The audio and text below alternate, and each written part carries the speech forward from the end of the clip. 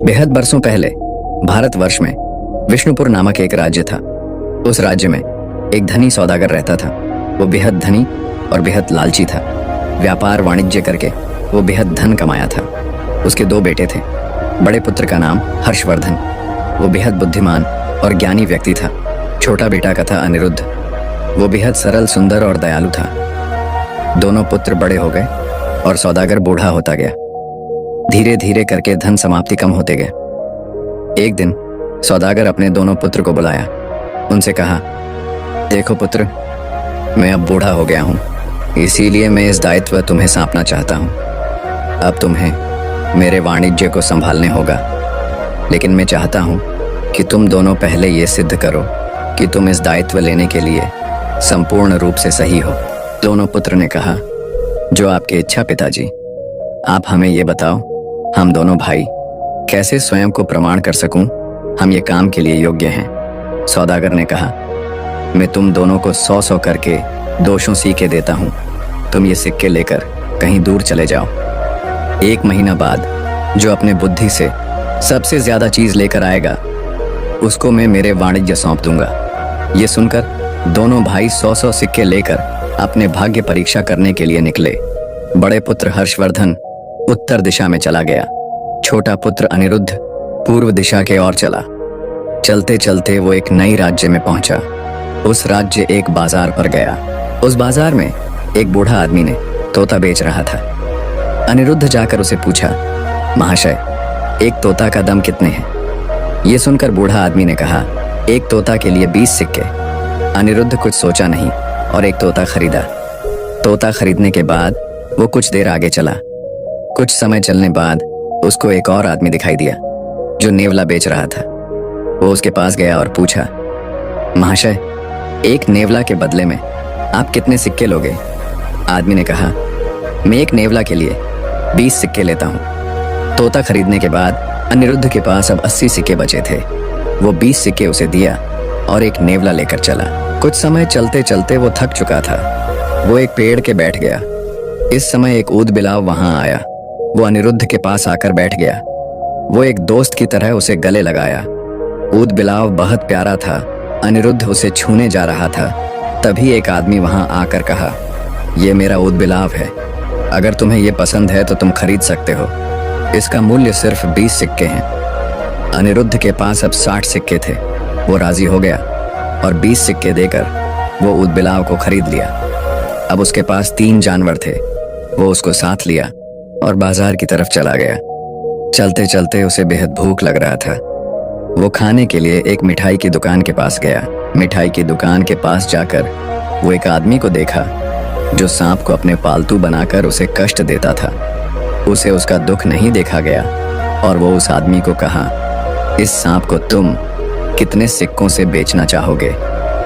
ये सुनकर उस आदमी ने कहा, मैं इस सांप को 20 सिक्के से बेच दूंगा, अगर तुम्हें लेना है तो बोलो।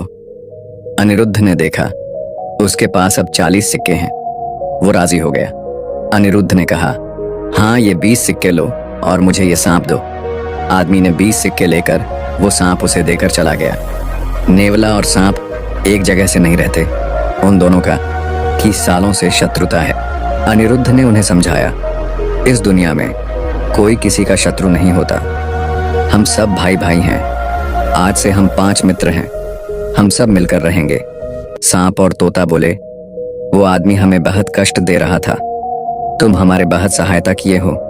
आज हम तुम्हारे बात मानते हैं। आज से हम सब साथ साथ हैं। कोई भी समस्या आए हम मिलकर सामना करेंगे। अनिरुद्ध ने देखा उसके पास सिर्फ 20 सिक्के बचा है। इस सिक्के से हम कुछ खाद्य पदार्थ ले सकते हैं। अनिरुद्ध कुछ केला खरीदा, कुछ दूध भी खरीदा और 5 दोस्त मिलकर भोजन किए। इस प्रकार सभी सिक्के समाप्त हो गए।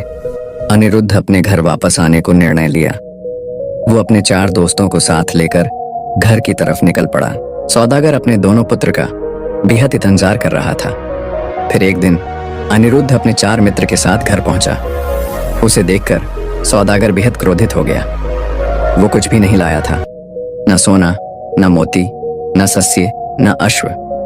उसे खाली हाथ में देखकर वो जोर से चलाया, निकम्मा, तुझे मैं सिक्के दिया था, ताकि तू अपने बुद्धि से कुछ हासिल करके आई हो और मैं तुझे मेरा सब कुछ देकर संन्यास ग्रहण करूं। लेकिन तू इसका योग्य है ही नहीं। तू तो इस घर का नौकर भी नहीं हो सकता। कुछ संपत्ति तो नहीं ला पाए, जंगली जानवरों को लेकर आए हो। शर्म लगनी चाहिए तुम्हें। इसी समय सौदागर का बड़े पुत्र हर्षवर्धन घर वापस आया। उसके पास एक भारी थैली थी जिसमें सोना, चांदी और बहुमूल्य रत्न थे। सौदागर अपने बड़े पुत्र को देखकर प्रसन्न हुआ और पूछा, हर्षवर्धन, तुमने ये सब कैसे अर्जित किया? हर्षवर्धन ने गर्व से उत्तर दिया, पिताजी, मैं उत्तर दिशा के एक बड़े व्यापारिक केंद्र में गया। वहां मैंने आपके दिए हुए 100 सिक्कों से सस्ते सामान खरीदे और उन्हें ऊंचे दामों पर बेच दिया। मैंने अपना धन बढ़ाया और इसे सोने चांदी में बदल दिया। अब मैं आपके व्यवसाय को आगे बढ़ाने के लिए तैयार हूं। सौदागर ने बड़े गर्व के साथ कहा, हर्षवर्धन, तुमने अपने कार्य से यह सिद्ध कर दिया कि तुम इस व्यापार के योग्य हो। लेकिन तभी अनिरुद्ध ने कहा, पिताजी, मेरे पास आपके लिए कुछ और है। सौदागर ने अनिरुद्ध की और घृणा से देखा और कहा, तुम्हारे पास क्या होगा, जंगली जानवर? अनिरुद्ध ने अपनी बात जारी रखी, पिताजी, मैंने इन जानवरों को खरीदा, लेकिन यह केवल व्यापार नहीं था। मैंने उनके दुखों को देखा और उन्हें मुक्त करने के लिए अपनी संपत्ति का उपयोग किया। यह धन या वस्तुओं की बात नहीं, बल्कि करुणा और मानवता की थी। ये चारों अब मेरे मित्र हैं और इनकी सहायता से मैं भविष्य में एक बेहतर दुनिया बनाने का प्रयास करूंगा। सौदागर को यह सुनकर क्रोध आया। उसने कहा, ठीक है, मैं तुम्हें इस घर से निकल देता हूं। तुम मेरे पुत्र कहने का योग्य नहीं। देखो मेरे बड़े पुत्र हर्षवर्धन को, जो मेरे लिए धन रत्न लेकर आया है। आज से तुम इस घर में कदम नहीं रखोगे।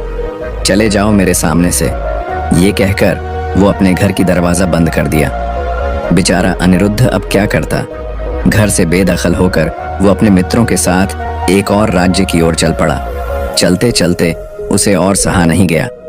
वो अपने मित्रों की ओर देखा और कहा, मित्र, शायद हमारा सफर यहीं तक ही साथ था। मेरे पास अब कुछ भी नहीं है, इसलिए आप अपने घर चले जाओ। ये सुनकर सभी मित्र बोले, आप ये क्या कह रहे हो मित्र? हम तुम्हारे मित्र हैं, तुम्हें छोड़कर हम कैसे जा सकते हैं? हमने प्रण लिया था कि हर वक्त एक साथ रहेंगे, फिर आप इसे क्यों कह रहे हो? इस बात सुनकर अनिरुद्ध ने कहा, नहीं मित्र, आप सभी अच्छे मित्र हैं, मगर मैं अपने घर से बाहर निकलकर अपने पिता माता का आवश्यकता समझता हूँ। आप सभी अपने पिता माता के पास चले जाओ। ये सुनकर सभी बोले, ठीक है, आपके बात मानकर हम अपने घर चले जाते हैं, लेकिन आप वादा करें कि यदि कोई परेशानी आपके होगा, आप हमें जरूर याद करेंगे। हम सब आपको बचाने के लिए जरूर आएंगे। अनिरुद्ध वादा किया कि वो सबको अपने बुरा भक्त में याद अवश्य करूंगा। तोता, नेवला, ऊद बिलाव ने उनसे गले लगाए और आंसू निकलते हुए अपने घर अपने पिता माता के पास चले गए। सांप ने कहा, मित्र, अब तुम कहाँ जाओगे? तुम मेरे साथ मेरे राज्य में चलो। वहां आपको देखकर मेरे पिता माता बेहद प्रसन्न होंगे। आपको कुछ उपहार भी मिलेगा। उस उपहार से आप नई वाणिज्य करोगे और खुशी खुशी रहोगे। अनिरुद्ध के पास अब कुछ नहीं था। वो राजी हो गया। दोनों अब सांप की राज्य में पहुंच गए। सांप एक राजकुमार था। उसकी एकला देखकर एक आदमी उसे ले गया था और उसे खेल सिखाया था। सांप राजा अब परेशान थे। जैसे ही वो अपने पुते को देखा, खुशी से नाचने लगे। उसकी नाक माता भी रो पड़ी। वो अपने पुत्र को बेहद प्यार किए। सांप का राजकुमार अपने पिता माता को सब कुछ बताया। अनिरुद्ध के बारे भी वो बताया। ये सुनकर सांप का राजा रानी बहुत प्रसन्न हुए। उसे सुंदर पलंग पर बैठने दिए, खाने के लिए सुंदर स्वादिष्ट फल दिए, उसे कुछ धन उपहार भी दिए। अनिरुद्ध बहुत प्रसन्न हुआ। उसने अपने मित्र को जाने के लिए कहा। इस समय सांप का राजा एक मणि लेकर उसे दिए और कहे, ये जादुई मणि है। इस मणि से जो तुम चाहोगे वो तुम्हें प्राप्त हो सकता है। ये सुनकर अनिरुद्ध बहुत प्रसन्न हुआ। उसका सांप मित्र ने कहा, मित्र, अगर तुम्हें मेरा कोई जरूरत पड़ेगा तो मुझे जरूर याद कीजिए। अनिरुद्ध कहा, मित्र, तुम्हारे लिए मैं आज यहाँ हूँ। मैं वचन देता हूँ कि समय आने पर मैं आपको जरूर याद करूंगा। वो नाग राजा और रानी को प्रणाम किया। अपने मित्र को गले लगाया और वहां से प्रस्थान किया। नाग की राज्य से निकलकर अनिरुद्ध पश्चिम दिशा में चला। चलते चलते वो एक नई राज्य में पहुंचा। वो राज्य बेहद ही सुंदर था। उसने चलते चलते राजमहल के पास जाकर पहुंचा। राजमहल के पास एक सुंदर तालाब था। उस तालाब कमल और बतख से भरा था। वो चलते चलते प्यासा हो गया था, इसीलिए वो तालाब की पानी पीने लगा। इस समय वो राजमहल की तरफ देखा। राजमहल की खिड़की से राजकुमारी अपने केश सूखा रही थी। वो राजकुमारी बेहद ही सुंदर थी, देखने में स्वर्ग की अप्सरा भी। उसके आँख कुछ नहीं थे। वो राजकुमारी को देखने ही उसकी प्यार में पड़ गया। राजकुमारी का नाम माधवी था। वह न केवल सुंदर थी बल्कि अपने राज्य की प्रजा के प्रति दयालु और संवेदनशील भी थी। माधवी का रूप अनिरुद्ध के मन में गहराई तक बस गया। उसने सोचा, क्या ऐसा हो सकता है कि मैं भी इस राजकुमारी के योग्य बन सकूं? अनिरुद्ध वहीं तालाब के पास बैठ गया और विचारों में खो गया। तभी राजमहल के कुछ सैनिक वहां आ पहुंचे। उन्होंने अनिरुद्ध को साधारण वस्त्रों में और तालाब से पानी पीते हुए देखा। उनमें से एक सैनिक ने उसे डांटा, तुम कौन हो और राजमहल के इतने पास क्या कर रहे हो? क्या तुम्हें नियमों का पता नहीं है? अनिरुद्ध ने विनम्रता से कहा, मुझे माफ कीजिए, मैं एक पथिक हूं और प्यासा था, इसलिए यहां रुक गया। मेरा किसी को कष्ट देने का इरादा नहीं है। सैनिक उसे ध्यान से देखने लगे। उनमें से एक ने कहा, तुम दिखने में साधारण लगते हो, तुमसे एक बात पूछते हैं, क्या तुम राजमहल के लिए कोई सेवा कर सकते हो? अनिरुद्ध ने कहा, यदि सेवा के लिए मेरे पास कुछ योग्य गुण हैं तो मैं अवश्य मदद करूंगा।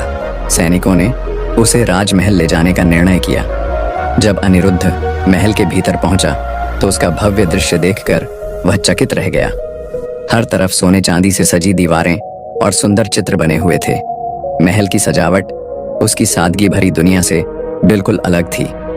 राजमहल में राजा वीरेंद्र सेन और रानी देववती अनिरुद्ध से मिले।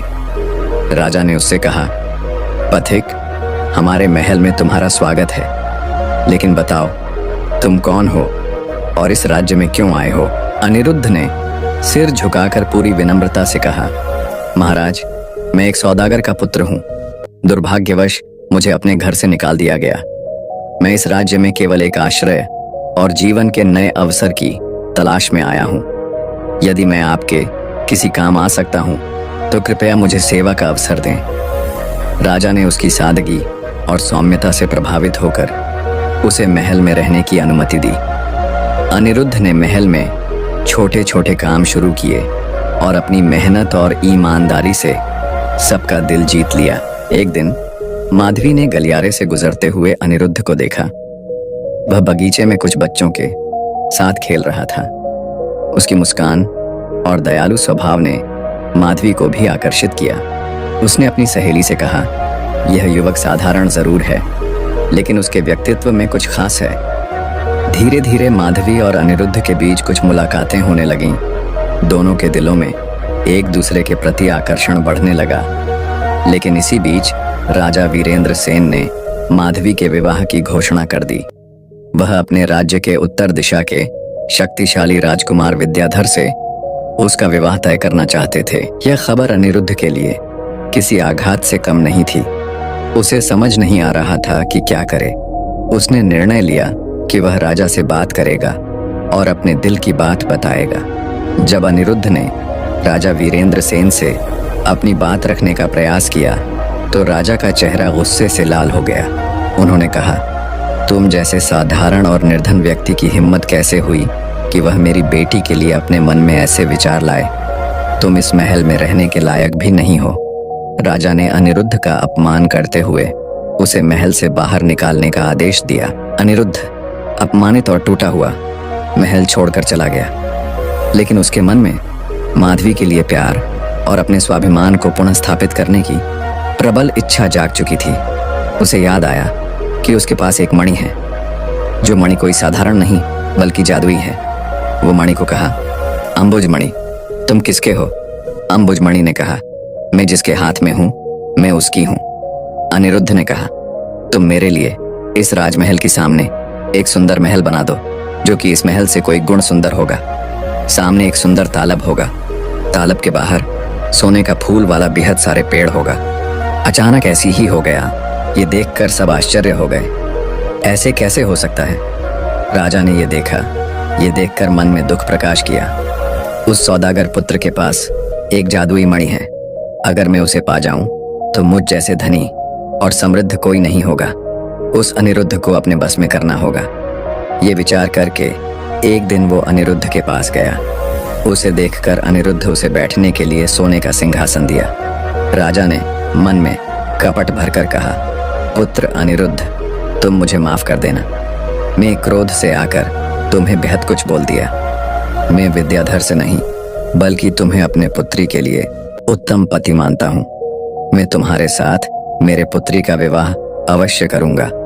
मेरा एक पुत्री के अलावा कोई पुत्र संतान नहीं है। मेरे मरने के बाद तुम इस राज्य की राजा बनोगे। कुछ दोनों में मैं तुम्हें साथ मेरे पुत्री के विवाह कर दूंगा। भोला भाला अनिरुद्ध राजा का चतुरता नहीं समझ पाया और उसके बातों में आ गया।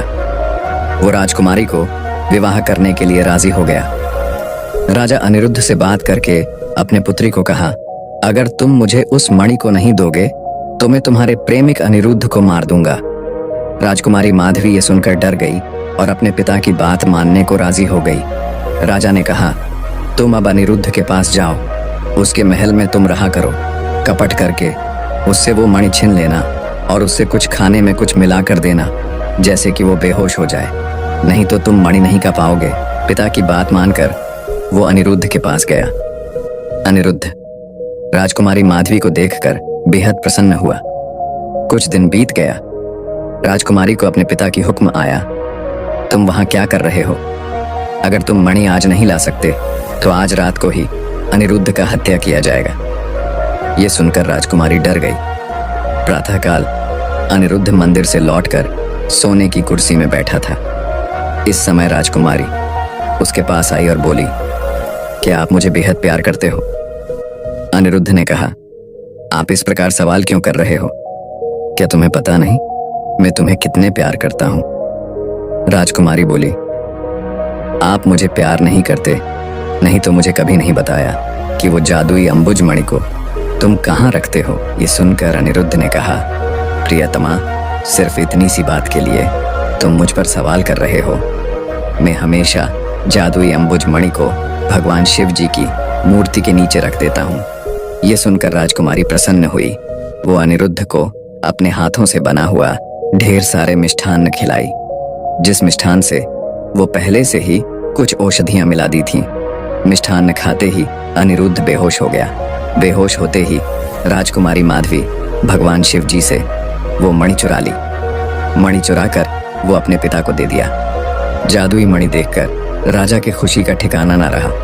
वो खुशी से नाचने लगा। अब उसे अनिरुद्ध की याद आया। वो तो पहले ही उसे पसंद नहीं करते थे। अगर वो जान लेगा कि मैं उस मणि चुरा कर लाया हूं तो वो मुझे जिंदा नहीं छोड़ेगा। वो नींद से जागे उससे पहले मुझे कुछ करना होगा। ये सोचकर वो मणि से बोला, अंबुज मणि, तुम किसके हो? मणि ने कहा, मैं जिसके पास हूं मैं इसके हूं। राजा ने कहा, मुझे बेहद सारे धन दे दो। मेरे महल को स्वर्ग राज्य जैसे बना दो। उस अनिरुद्ध का घर को एक झोपड़ी में बदल डालो। उससे महंगे कपड़े उतारकर एक फटा हुआ काला कपड़ा पहनाकर एक द्वीप में छोड़ दो। उस द्वीप में एक घर में छोड़ दो जहां कोई नहीं जा सकता, जिस द्वीप के चारों तरफ सिर्फ जानवर की अड्डा हो। अंबुज मणि ने सब कुछ कर दिया जो राजा ने बताया था। सुबह होते ही अनिरुद्ध स्वयं को एक द्वीप में पाया, जो जगह में कोई इंसान नहीं थे, कुछ खाने को भी नहीं था। वो एक घर में था जिस घर से वो बाहर निकल नहीं पा रहा था। वो फटी हुई वस्त्र पहना था। उस समय उससे मणि की याद आया। वो चारों तरफ मणि को ढूंढा, लेकिन कहीं भी उसे मणि नहीं मिला। वो अब नाचार था। रोने के अलावा उसके पास और कुछ नहीं था। वो बेहद रोया। इस समय उससे अपने दोस्तों का याद आया, लेकिन वो चिंता में पड़ी डीएच गया। क्या उसको मेरी बात सुनाई देगा? क्या वो मुझे याद करते होंगे? ये सोचकर वो अपने मित्रों को पुकारा। मित्र की पुकारा सुनकर सभी मित्र उसके पास जाकर पहुंचे। तोता उड़कर वहां पहुंचा। ऊदा बिलाव ने पानी में चला गया। उसके ऊपर सांप और नेवला बैठकर अनिरुद्ध के पास पहुंचे। अनिरुद्ध जिस घर में था उस घर में कोई द्वार नहीं था, इसलिए नेवला नीचे मिट्टी में सुरंग बनाया।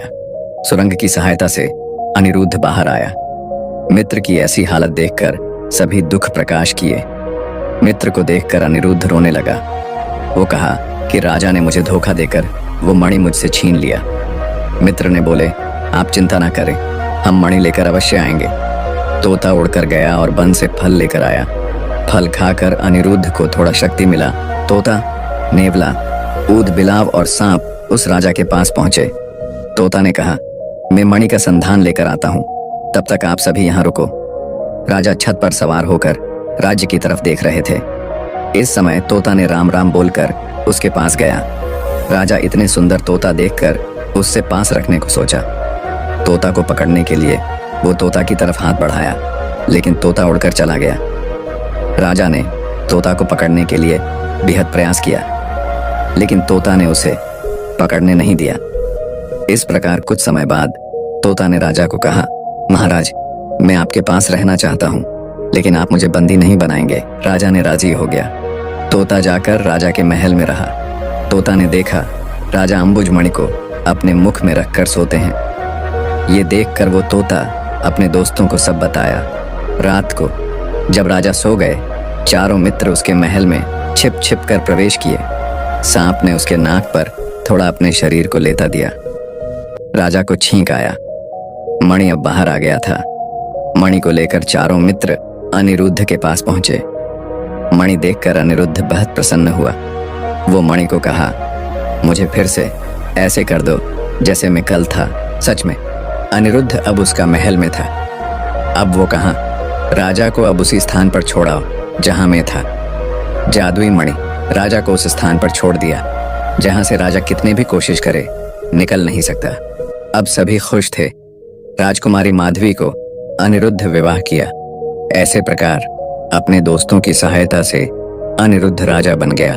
दोस्तों, आपको हमारी ये कहानी कैसे लगी, ये हमें कमेंट करके ज़रूर बताएं। अगर आप हमारे दूसरी कहानियाँ अभी तक नहीं देखा है तो उसको भी एक बार ज़रूर देखना। अगर आपको हमारी यह कहानी पसंद आई हो तो कृपया इसे लाइक और शेयर करें। इसके साथ साथ हमारे चैनल को सब्सक्राइब करना ना भूलें। जय सीताराम।